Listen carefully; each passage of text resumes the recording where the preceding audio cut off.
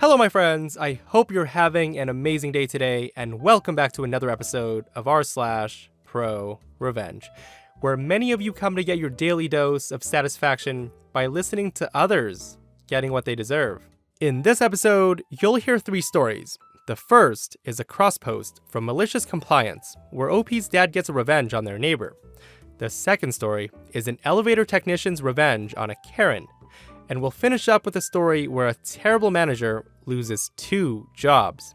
I hope you stay for the stories today, and please hit that subscribe button for future videos.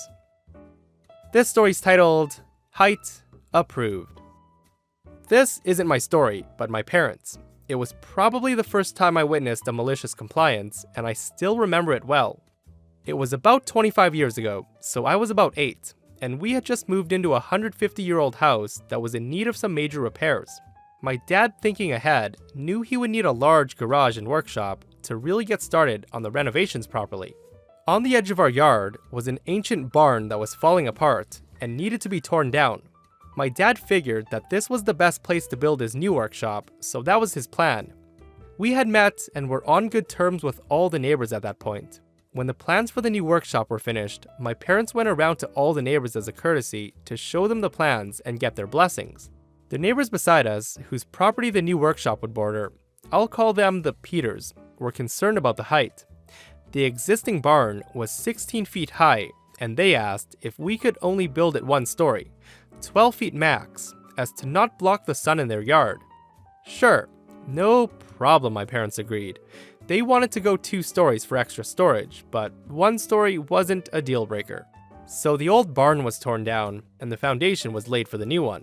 During that time, there was a falling out with the Peters and my parents. I'm not quite sure what happened, but it turned nasty. One day, my brother and I were playing street hockey, and Mr. Peters came out yelling at us and said, "Get off the road, you half-breeds. You have to earn your place in this town." I want to note that my dad's black, so we're both half-black. Upon hearing this, my mom had to physically restrain my dad from going over and beating the living crap out of him. Eventually my dad cooled off and started on his plan. The plans for the 1 story went out the window. Soon, the new garage that was supposed to be only 1 story soon gained a 2nd story in the blueprints. If they were going to direct racist comments at his kids, my dad would build what he wanted. As construction started, the Peters came over to ask why there was 2 stories being built, and were told to go pound sand. We didn't hear from them again until the roof started to go on. The bylaws of the township limited all out structures to 24 feet high. The Peters called the township and then a building inspector, claiming that the new garage was well over 24 feet high. If it was over that height, the entire thing would have to be torn down and rebuilt, costing us tens of thousands of dollars. I remember the Peters standing there, watching the inspector with smug look on their faces. 2 days later, we got the final report back from the township and inspector. 23 feet, 11 inches, just as my dad had drawn up in his new plans. He sent me up on the roof of the garage, which is just plywood, no shingles yet, with some spray paint, and had me write 23 feet, 11 inches, height approved, in 2 feet high orange neon letters across the entire roof, facing their yard and house. Not only did the garage block all the sunlight from reaching their yard, but my dad waited until everything was done around the house before he shingled that side of the roof. They had to stare at those neon orange letters for almost 3 years. What a great pro-revenge. Those orange letters, just staring them in the face every day, is the ultimate screw you to those racist neighbors. This next story's titled, I Need That Elevator Now. So I'm an elevator technician. When they break, I'm the one who fixes them. When parts wear out, I replace them. You get it. The other day, I was on a job replacing a worn-out emergency light. I need to note that this is a 3-stop elevator. There's a ground floor, 1st floor, and 2nd floor. I start with hanging up all of my out-of-order signs, and start working on the ground floor. 5 minutes in, I just disassembled the old piece, and this is where the story begins.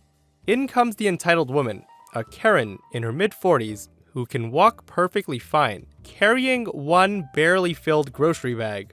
She's walking with her daughter, who's around 15 years old. She says, "Excuse me?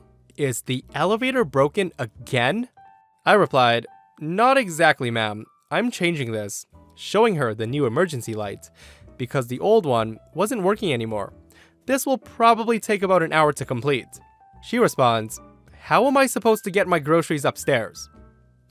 Me, getting a little annoyed, I look at her bag and give her the "are you kidding me" look.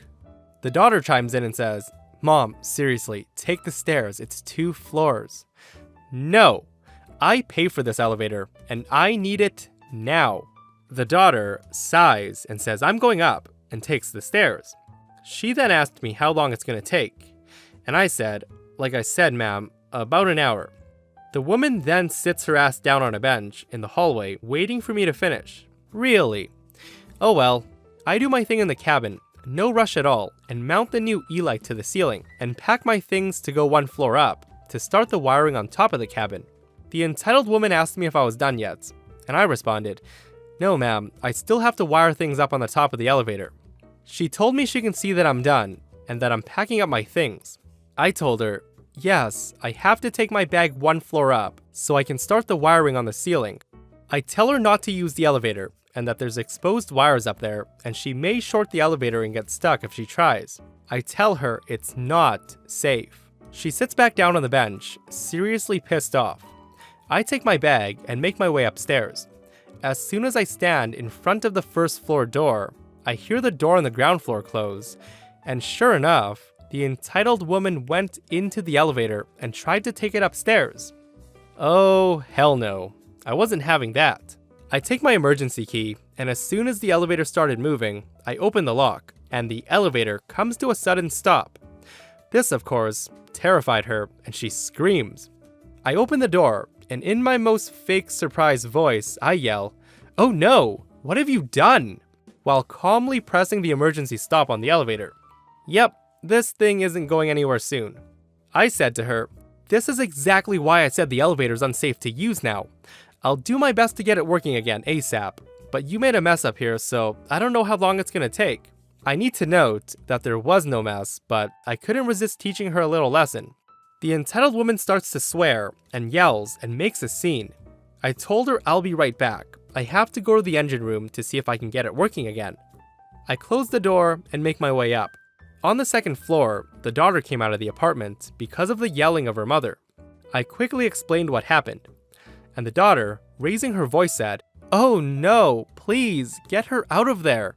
But then she comes closer and whispers to me, "Don't hurry, make her suffer." Music to my ears. I smile, give her a thumbs up, and make my way up to the engine room. I call my supervisor to explain the situation in case she files a complaint. In the engine room, I start playing around with the fuses, putting her in the dark because, yeah, I haven't connected the E-light yet. I play with her for about half an hour before I turn off the emergency stop I activated, and the elevator synchronizes to the lowest floor, and I wait for the doors to open. I said to her, "Please, don't ever do that again. You could have been trapped in there for hours." The entitled woman, who was as white as a sheet, shaking, said, "No, I won't." And she takes the stairs and goes inside. I never heard from her again. I calmly finished my job and left the building with a smile on my face. Mission accomplished. Edit. I want to make it clear that there was never any risk of anybody getting hurt. Some people are having concerns about safety. I made sure there was never any risk. It was intentional that the elevator was able to move because I needed it to. Otherwise, I wouldn't be able to access the car top because of the distance between the floors. I tested all the safeties I was going to need before I started the work. There never were exposed live wires that could have put her in harm's way. And the only people I've seen during that entire time I've been there were the 2 mentioned in the story. It's funny how even the daughter was embarrassed and wanted the mom to suffer in that situation. The smart kid probably recognized that her mom was an entitled Karen who threw too many unnecessary fits and wanted to teach her a lesson. This story's titled, "Enjoy Losing 2 Jobs, Dickhead." So, I used to be a consultant for a large technology company. My role was essentially to go in and manage the operations of a project or program in order to make sure it was running smoothly. This particular job was on a large international bank, and tensions were high as the project was failing. We had this program manager who was also my direct manager. Let's call him Nobby. Nobby consistently talked to and treated people terribly, told people to sort their life out, and to stop failing at tasks, etc. Some examples of his behavior are 1. Firing contractors whilst they were on holiday. 2. Purposely blacklisting people who he had personal issues with, even though their performance was fine. 3. He told me not to hire or interview any African people because they were quote-unquote lazy. 4. Made people work until 2 a.m. multiple times a week, and then belittled them for not being in at 6 a.m. Anyway, I did my best as the ops manager to try to stop this from happening, or make life a bit easier for the people, but it wasn't working. So I decided to quietly build up a business conduct case in the background while this was going on. It got so bad that I submitted the case to legal. Then one day, it was my turn. Nobby decided to fire me in the most spectacular way in front of the client and the other staff, as he couldn't handle me going against him anymore. Except, I had submitted a case against him, which protected me against retaliation. So I kept my ass on that seat next to him while the investigation continued. He was eventually sacked for everything he did and the legal exposure he caused. Fast forward 2 years, I'm at another large consultancy. Part of my role is to keep an eye on who's being hired, etc. I see Nobby's name come up on the report of incoming hires due to start within the next few days. I check his CV, and it's him. So I block his hire and have them rescind his $100,000 a year offer.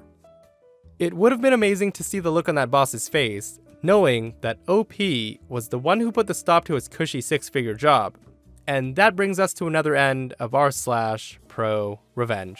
Guys, I hope you enjoyed the stories as much as I did. If you aren't subscribed, please do it now, so you don't miss out on future stories. And if you subscribe, I'll send you this cute little duck. I'm just kidding. See you guys in the next one.